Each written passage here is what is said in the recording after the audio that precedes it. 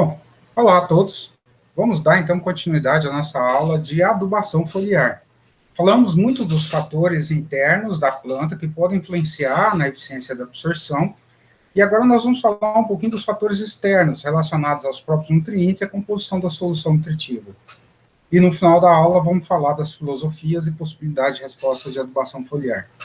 Então, há alguns fatores muito importantes externos que vão influenciar na eficiência da adubação foliar, vai depender do próprio nutriente que você vai estar aplicando. E esse nutriente, principalmente, vai estar relacionado com alguns fatores internos, como o estado iônico interno da planta. Vimos lá aquele trabalho do Rosolém, que eu falei do zinco, uma planta mais bem nutrida, responde melhor, do estado nutricional da planta, né, do estágio fisiológico de desenvolvimento, você aplicar o nutriente num período de maior demanda, interação entre nutrientes, isso aqui é muito importante, interações sinérgicas ou antagônicas, algumas interações podem favorecer, outras podem desfavorecer, principalmente aqui exemplos de interações sinérgicas favoráveis, nitrogênio e zinco, manganês e zinco, zinco e cloro, e algumas relações antagônicas, como manganês e nitrogênio, manganês e cobre, sódio e cobre, zinco e boro.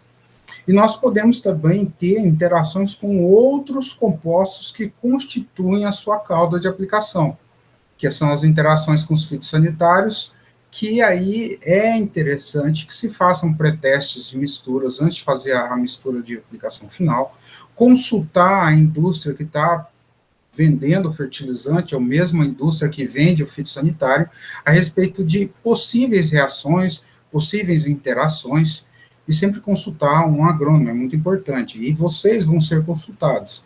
Então, leve em consideração que é bom sempre pesquisar possíveis interações que possam ocorrer não só entre nutrientes, mas também com outros constituintes que podem compor a cauda, que podem influenciar tanto negativamente quanto positivamente, ou seja, podemos ter efeitos sinérgicos também, como também efeitos antagônicos. E aí, os efeitos de cada nutriente. Vamos falar aqui do nitrogênio primeiro, e a ordem de eficiência, né? O nitrogênio aplicado na forma mítica, ele é muito mais eficiente em relação ao nitrogênio nítrico, e por último, o nitrogênio amoniacal. Nós temos que tomar cuidado que o nitrogênio na forma mítica, ele é tóxico, por ser absorvido em alta quantidade em relação às outras formas de nitrogênio, ele pode se encontrar em níveis tóxicos e aí trazer alguns danos. Já aconteceu aí de eu ver produtoras aplicar ureia via foliar no milho e você ter resíduos, ou efeitos negativos como fitotoxidez, trazendo perdas de área foliar significativos para a cultura do milho. E também já vi isso para a cultura da soja. Então, tem que tomar cuidado. E o caso da ureia é muito interessante, porque num passado, que não é um passado tão longínquo, mas aí na década de 90, muita gente recomendava pôr ureia em qualquer cauda de aplicação, e eles falavam que a ureia era capaz de quebrar aqueles compostos de cutícula da planta, aumentando assim a absorção. E aí, tem uma pergunta muito interessante num livro, inclusive com autoria de alguns grandes professores da área de nutrição, lá de Viçosa, e eles fazem essa seguinte pergunta, a ureia favorece a absorção de outros nutrientes devido à destruição de parte da cutícula? E a resposta é bem contundente, que não. A quebra daqueles compostos de cutícula só ocorre via catálise enzimática. Então, nós precisamos ter a liberação de algumas enzimas que vão fazer a quebra desses compostos. Praticamente a função dos fungos, fitopatogênicos, eles liberam enzimas que vão quebrar esses compostos para favorecer o processo de infecção inicial ali. Então, a ureia não tem essa capacidade. No entanto, a ureia, quando aplicada, ela aumenta a transpiração, ela pode causar aumento da transpiração e queda do potencial hídrico das plantas. Em altas temperaturas e períodos críticos de disponibilidade de água, pode até causar murcha. Então, tem que tomar cuidado com o efeito da ureia aplicada em excesso. Então, né, a ureia, ela não vai quebrar aqueles compostos de cutícula. É a fonte mais eficiente, né, que o nitrogênio amídico, a ureia é uma fonte amídica, mas, no entanto, ela pode gerar alguns danos. Existem algumas tecnologias, alguns produtos aí, polímeros de ureia, isso aí a gente vê, eu não posso citar nome de empresas, mas existem aí, dizem, né, que são polímeros que liberam ureia com o tempo, de forma gradativa, para que você possa aplicar doses maiores sem que ocorra fitotoxidez para as plantas. Bom, o fósforo, né? A fonte mais eficiente seria o ácido fosfórico, que tem uma eficiência semelhante ao de amônio fosfato, que também é semelhante ao monoamônio fosfato, semelhante ao fosfato de potássio, né? E aí sim, né, tem uma eficiência superior aos fosfatos monocálcicos, bicálcicos e os superfosfatos, que seriam os fosfatos monocálcicos, super triplo. O super simples seria um pouquinho de monocálcico e teria um pouquinho também de tricálcico. O que acontece os superfosfatos simples e triplo, eles não são solúveis em água, então você não vai conseguir solubilizar ele totalmente, você vai ter resíduos e, consequentemente, esses resíduos podem levar a problemas de entupimento de bico e aí você ter perdas de produtos na aplicação. Então, as fontes mais utilizadas de fósforo são as fontes solúveis. É difícil você ver resultados de aplicação foliar de fósforo devido a uma aplicação de doses altas via solo, mas, para quem for aplicar um dia, faça uso de fontes solúveis em água, lembrando que super simples, super triplo, não. E o MAP utilizado para adubação de solo, ele também pode apresentar alguns resíduos. O MAP mais utilizado para adubação foliar, quando você vai solubilizar, é o MAP purificado, em formatos de agulhas. O potássio, nós temos lá o carbonato de potássio, mais eficiente, seguido aí do cloreto de potássio, que tem uma eficiência semelhante ao nitrato e ao fosfato de potássio, e por último o sulfato de potássio. Aqui pode estar correlacionado até com a disponibilidade do potássio, quando vocês forem ver lá na química do solo, a constante produto de solubilidade, vocês vão ver que aí o cloreto é mais solúvel, e aí vai. Mas nós temos um efeito muito interessante, no caso aqui, do cloreto de potássio, mas não por causa do potássio, e sim por causa do cloro. A interação do cloro juntamente com micronutrientes aumenta em muita eficiência. Vocês podem ver que várias indústrias de fertilizantes foliares, eles fazem questão de dizer que as fontes de micronutrientes que eles têm são fontes, são cloretos, cloreto de zinco, cloreto de manganês, e aí vai. E algumas empresas, para conseguir vender o produto mais barato, já vende fontes de sulfato de manganês, sulfato de zinco, sulfato de cobre, e que não apresentam eficiência tão boa quanto a do cloreto. E aí é muito fácil de explicar isso, né? Esse trabalho aqui, apresentado também no livro do Rosolém, ele mostra aqui 3 tratamentos, né? Ele teve tratamento ali com sulfato de zinco, com cloreto de potássio e com ureia, testando aquela hipótese da ureia, né, facilitar a absorção de nutrientes.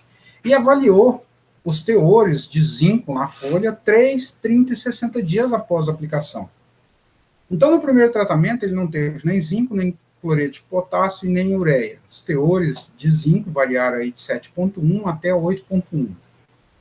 Quando ele aplicou o sulfato de zinco, somente o sulfato de zinco, os teores foram ali em torno de 45 até 51 miligramas. No caso aqui é ppm, né? Miligramas por quilo, miligramas por decímetro cúbico. Quando ele aplicou o sulfato de zinco junto com a ureia, também não houve uma alteração significativa em relação à aplicação do sulfato de zinco sozinho. Mas quando ele aplicou o sulfato de zinco juntamente com o cloreto de potássio, quase que duplicou os teores foliares de zinco. E assim, de forma semelhante, quando aplicado juntamente com ureia. Então, você vê que a ureia não incrementou, não teve nenhum ganho em termos de aumento na concentração de zinco no tecido da planta. Mas o cloreto de potássio, sim. E a explicação que se dá é que o cloro, ele é absorvido muito rapidamente pelas plantas, criando uma diferença de potencial eletroquímico entre o meio externo e interno. Como ele é absorvido muito rapidamente, o cloro, então você cria o tecido dentro da planta, né? As células ficam mais eletronegativas, favorecendo assim o transporte de cátions e a absorção de cátions para voltar a ter o equilíbrio iônico interno. Então, nada mais é que o cloro gerando uma diferença de potencial eletroquímico, favorecendo a absorção de cátions. E aí, simples, né? Se alguém te oferecer uma fonte de micronutrientes que são sulfatos, aplica cloreto junto. Quanto? Esse trabalho aqui, ele colocou 0,6% de cloreto de potássio. E tomar cuidado também, né?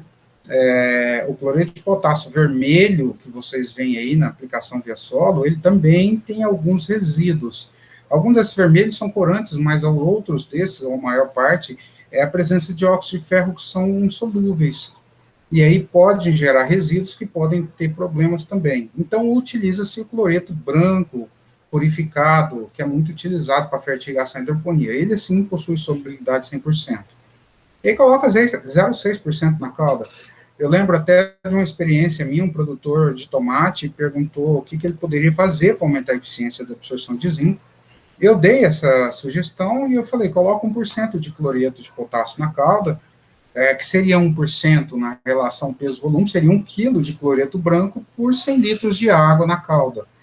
E ele fez a aplicação em metade da lavoura dele e a produtividade foi bem maior, pelo menos relatos da boca do produtor. Então, é uma coisa muito interessante, fácil de se resolver no campo. Nós temos aí também o cálcio quelatizado, né, é mais eficiente do que o cloreto de cálcio, seguido do nitrato e dos acetatos. Aqui um trabalho onde mostra aí a constante, a taxa de absorção de cálcio em função da umidade aplicado em diferentes fontes. Então, o nitrato mais o cloreto foram muito mais absorvidos, mesmo em condições de umidade mais baixas, 50%, 60% de umidade, em relação ao propionato, lactato e acetato. O magnésio, de forma semelhante, magnésio quelatizado, tem uma eficiência semelhante à do cloreto, seguido do nitrato, sulfato, os citratos e os óxidos. O enxofre, ele é o ânion acompanhante da maior parte dos fertilizantes. No entanto, é o ânion acompanhante que mais reduz a eficiência de absorção de alguns cátions. Lembrando lá que os cloretos, na maior parte das vezes, são mais eficientes, seguido dos nitratos e dos sulfatos. Mas a maior parte do enxofre que a gente aplica são na forma de sulfato. Nós temos alguns produtores que aplicam enxofre elementar, mas esse enxofre elementar aplicado principalmente na cultura da soja, no período de manejo de pragas, principalmente quando você tem percevejo, esse enxofre elementar aplicado via folha, ele é muito, ele tem um efeito, que é um termo que eles utilizam muito no campo, o efeito desalojante, né? Aquele sulfeto libera odores que faz com que os percevejos vão para a superfície da lavoura e facilite o acesso dos produtos fitossanitários, o contato do produto fitossanitário com o percevejo, aumentando a eficiência. Bom, outros nutrientes, nós temos aí o boro, o bórax, seguido do ácido bórico, o cobre, o oxicloreto. Lembrando que os oxicloretos, eles são vendidos como fitossanitários, como fungicidas de contato e não como fertilizantes, seguido dos cloretos, que tem eficiência semelhante aos acetatos, depois sulfatos. O ferro quelatizado, nós vamos ver mais para frente na parte de cálculo de solução nutritiva, que eu tenho uma aula específica já gravada, que vocês vão ver de como preparar um ferro quelatizado, seguido dos sulfatos, o manganês, né, o cloreto, seguido dos nitratos, depois os quelatizados e os sulfatos, e o molibdênio, né, o ácido molibídico, seguido do molibdato de amônio e depois do molibdato de sódio. O zinco, de forma semelhante, cloreto, seguido de nitrato e sulfato, esse trabalho aqui mostrando os teores de zinco na folha após alguns dias da aplicação, e aí nós temos a testemunha, que os teores ficaram bem baixos, e os que nós tivemos mais eficiente ali, nós temos os cloretos, o nitrato, né, e depois que entram as outras fontes, se a gente for comparar lá o sulfato já está lá embaixo.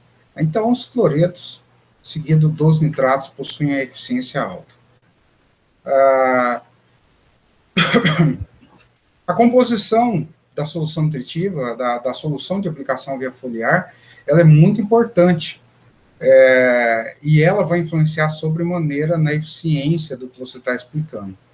Então, a composição, ela vai levar em consideração, na composição da sua solução, principalmente a interação que pode ocorrer entre os nutrientes, compatibilidade de mistura com defensivos, que eu já falei para vocês, que alguns defensivos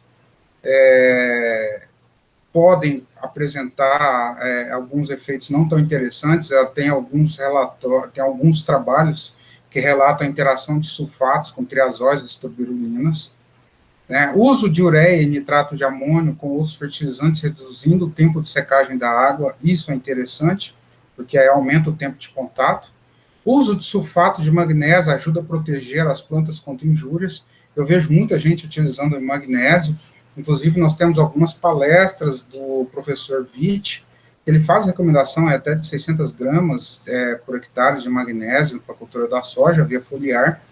E você pegar alguns relatórios aí passados de algumas avaliações, parece que o magnésio é um dos nutrientes que tem limitado a produtividade da soja no cerrado.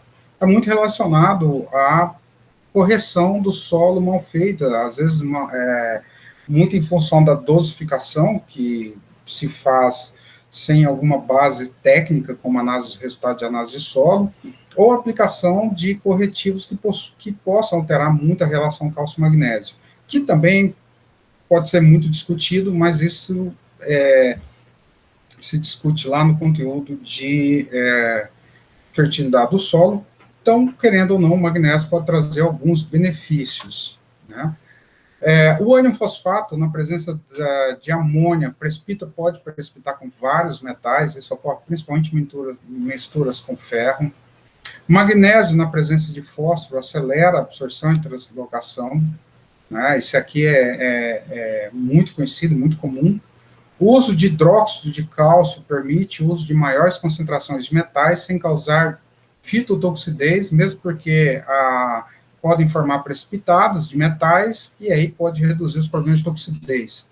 Sulfato de magnésio e fontes de boro são incompatíveis com sais de cobre, né? O cloreto favorece a absorção dos metais catiônicos, e a ureia, em determinadas situações, pode favorecer a absorção de nutrientes por reduzir aumentar, né, reduzir a evaporação da gotícula e aumentar o tempo de contato da gotícula com a planta.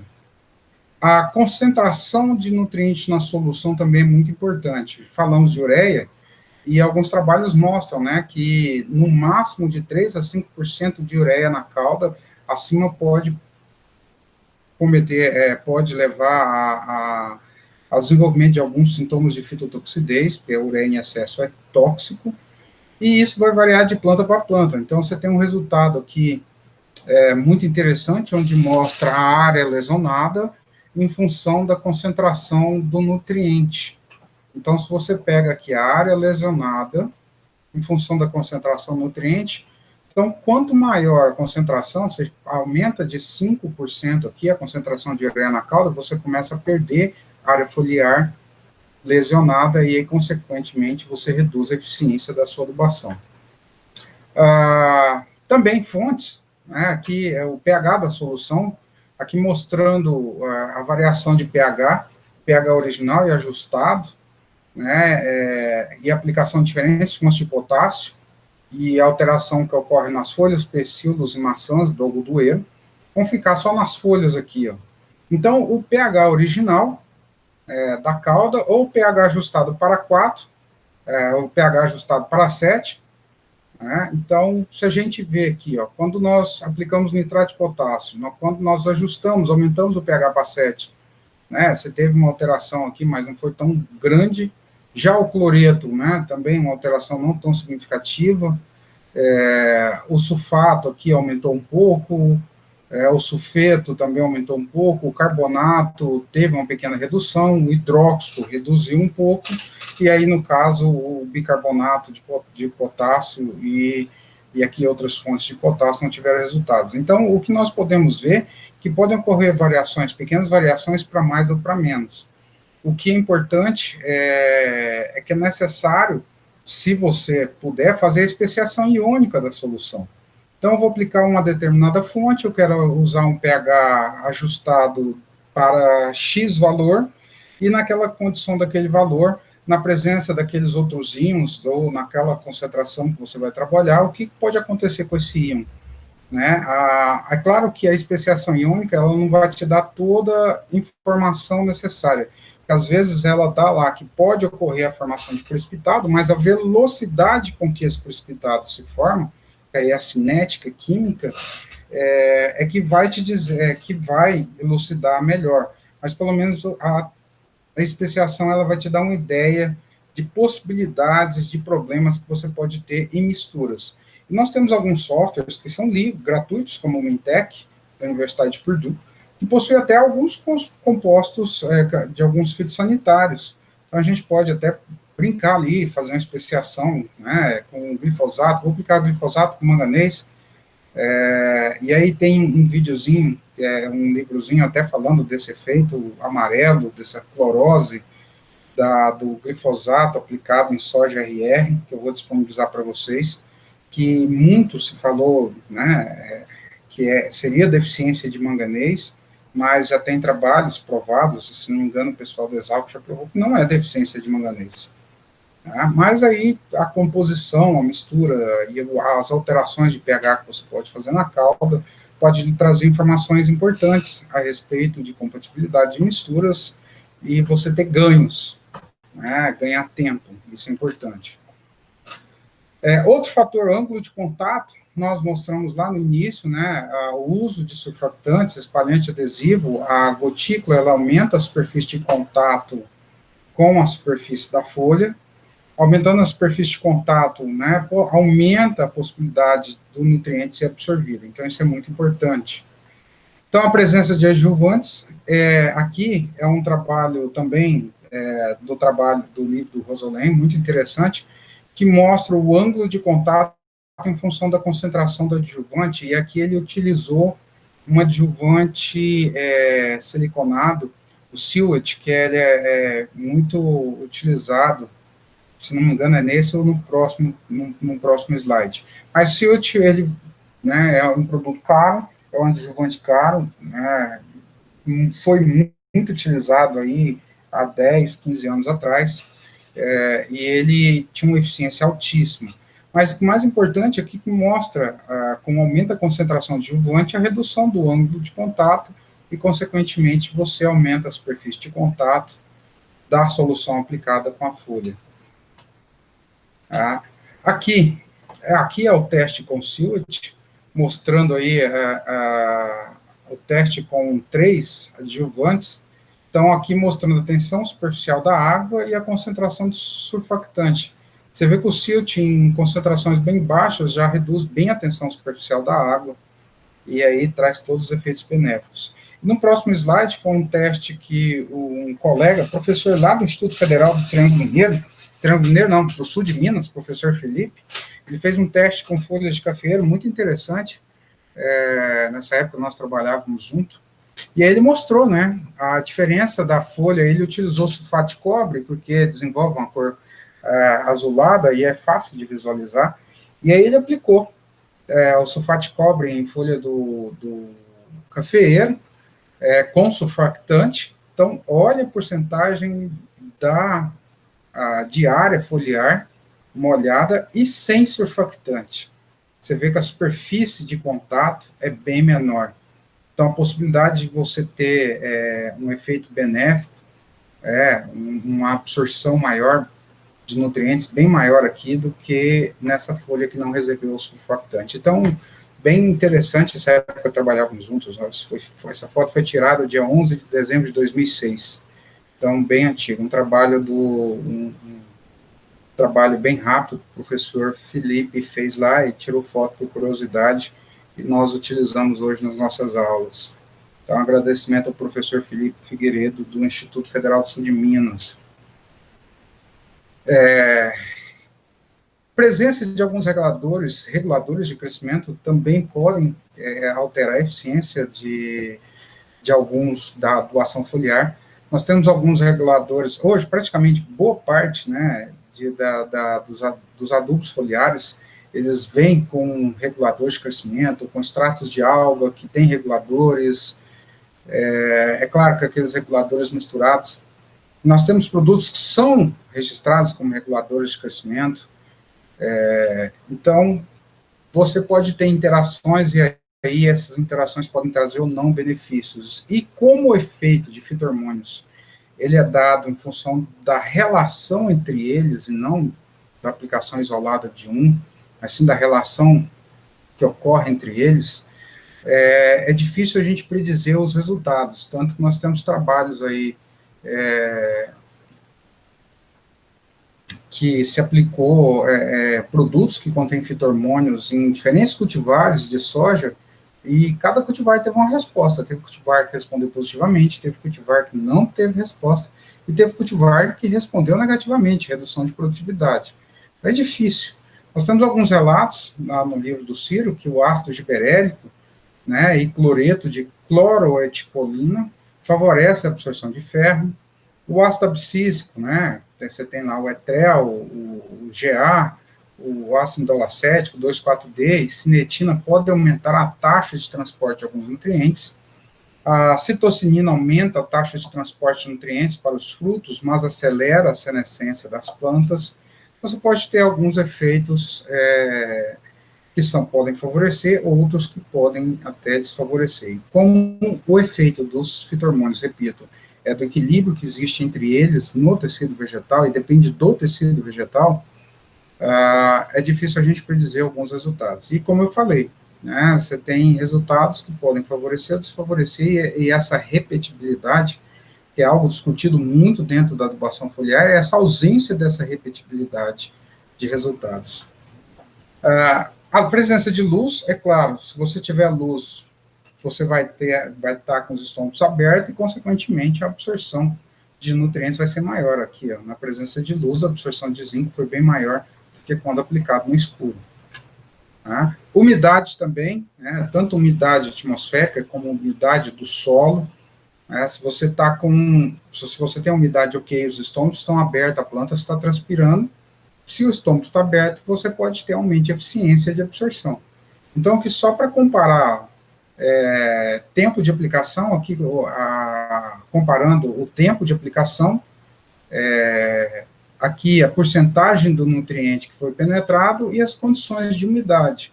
Então, você teve os melhores efeitos nas unidades, quando você tinha umidade mais alta, 90%, 70% e depois 50%. A hora de aplicação, e a hora de aplicação está muito correlacionada com temperatura, umidade e estômago aberto. Então, a gente sempre recomenda aplicar nos horários mais frescos, ou nos períodos da manhã ou no período da tarde. E esse trabalho aqui apresenta justamente isso, né, com os horários, quando aplicado o nutriente ou de manhã, às 8 ou às 18 horas, no final do dia, você obteve as maiores produtividades comparado com as aplicações nos horários mais quentes. Aqui também mostrando o horário da aplicação, aqui nota de fitotoxicidez em função da concentração de ureia. Quando você faz a aplicação, por exemplo, à noite, você não teve tanta fitotoxicidez, né, de ureia. Na verdade, não teve fitotoxicidez. Mas quando você fez a aplicação lá às 16 horas, você já teve perdas maiores de área foliar por fitotoxicidez de ureia, e às 8 horas as perdas foram menores. E também depende do equipamento, depende do produtor. Vocês vão estar no mercado de trabalho, tanto na área de pesquisa, quanto na área de extensão, né, o futuro ninguém sabe, E uma coisa que vocês têm que levar muito em consideração na recomendação de adubação, e aí, que eu falei na aula, nas aulas passadas e nessa aula, é a questão do planejamento. E dentro do planejamento, leve em consideração o que o produtor tem disponível de tecnologia na sua propriedade para fazer a aplicação. Então, o pulverizador costal, né, simplesmente, é um nebulizador, né, é tratorizado, né, outra nebulização, autopropelido, aplicação aérea, e isso vai influenciar diretamente na eficiência dos resultados. Então, na recomendação de adubação, e aí eu gosto de falar que existe um tripé muito importante na recomendação de adubação, que é o aspecto técnico, o aspecto financeiro e o aspecto principalmente do produtor, né? Se você chegar para o produtor, você vê quais são os equipamentos que ele tem disponível na propriedade para poder ver se tem viabilidade de aplicação de determinado produto. Né? E as janelas. Hoje você não consegue fazer adubação foliar em grandes culturas, principalmente grãos, commodities, se você não tiver na janela de aplicação de algum fitossanitário. E aí entra as questões de compatibilidade, e aí vai. E o principal problema dos trabalhos de adubação foliar é a repetibilidade dos resultados.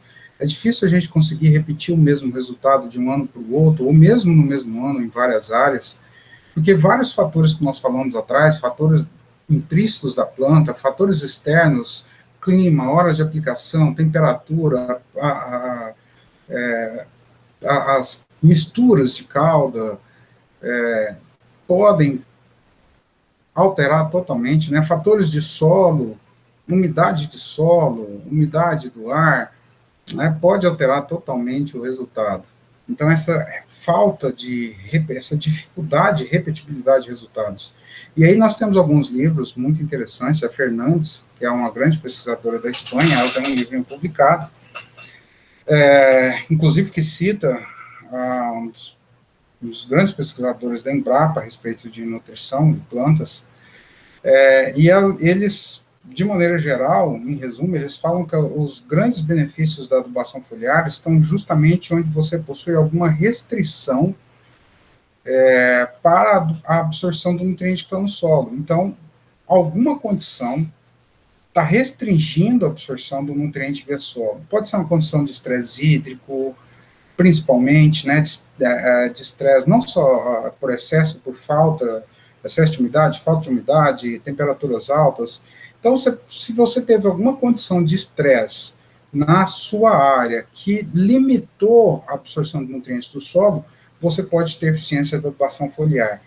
Tem até um trabalho que desenvolvemos, vou colocar à disposição para vocês lerem, que a gente conseguiu respostas interessantes da adubação foliar, mas em áreas que ficou muito bem caracterizada uma condição de estresse, ou de estresse seco, né, estresse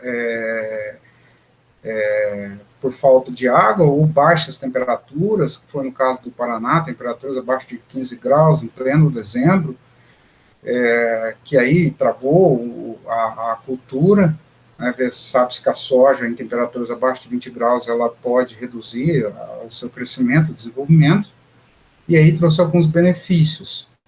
Então, a Fernandes acaba deixando bem claro isso no seu trabalho, e que foi o que nós observamos a nível de campo. Quando você tem alguma restrição, você consegue ter algum benefício. E aí, você pode ter várias condições de campo que podem lhe apresentar uma restrição. Uma calagem, uma supercalagem superficial, você já pode saber que você vai ter problema de deficiência de algum nutriente, então você pode fazer um planejamento de aplicação complementar, de manganês, de zinco, e aí vai. Então, tudo que entra dentro de um planejamento. E outra, o produtor ele tem um histórico da sua área, então ele planta ali, colhe ali há quantos anos, e aí tem um histórico do que ele já aplicou de fertilizante, o que já foi extraído.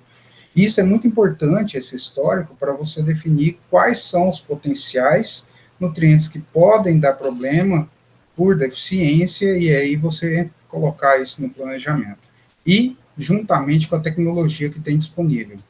E aí, por último, falar das filosofias da adubação foliar. Inclusive, isso aqui é bem colocado pelo professor, um livrinho do professor Alfredo Scheidt Lopes, que ele fala que as principais filosofias da adubação foliar é corretiva, corrigir deficiências, lembrando aquilo que eu falei, que quando a planta já está com deficiência aparente, você já tem perda, substitutiva, substituir a aplicação que seria feita no solo, e aqui, essa substitutiva, eu vou falar uma coisa muito importante, que é uma frase do professor Valdemar Fachin, quando ele começa as aulas de adubação foliar. É improvável que uma adubação foliar substitua a adubação de solo. É improvável. E por que seria improvável? Porque a quantidade de nutrientes que você aplica via solo é muito maior que você aplicaria via foliar. Então, dificilmente você consegue substituir. Então, substituir, é claro, tem a filosofia corretiva, que a gente nunca quer utilizar, né, chegar numa área e estar com deficiência. A substitutiva, dificilmente, é improvável que a gente consiga substituir, mas é provável que nós possamos conseguir complementar e suplementar. Mesmo porque uma das melhores formas de você ter uma aplicação homogênea de micronutrientes é com pulverização. E aí, às vezes, eu até brinco, falo para a turma, quando você faz adubação foliar numa planta no estágio inicial de desenvolvimento, por exemplo, soja, milho, a cauda da aplicação vai cair boa parte no solo e não na planta. Né? E no solo ali, a planta pode conseguir absorver futuramente via sistema radicular. E você conseguiu fazer uma distribuição uniforme. Tanto que alguns produtores, e eu já vi, eles fazem, por exemplo, a correção de boro na dessecação da área. Né? Colocam ácido bórico lá na dessecação e faz a aplicação. Porque aí eles conseguem fazer uma aplicação homogênea, porque às vezes estão aplicando pequenas quantidades que você não vai conseguir uma homogeneidade de distribuição. Isso ocorre muito para micronutrientes. Então, o conteúdo da aula vai até aqui. Muito importante essas filosofias, e aí eu deixar bem claro para vocês que é improvável a substituição da adubação de solo pela adubação foliar. O material de estudo está disponível no Moodle. Um bom estudo para todos e até o nosso próximo encontro.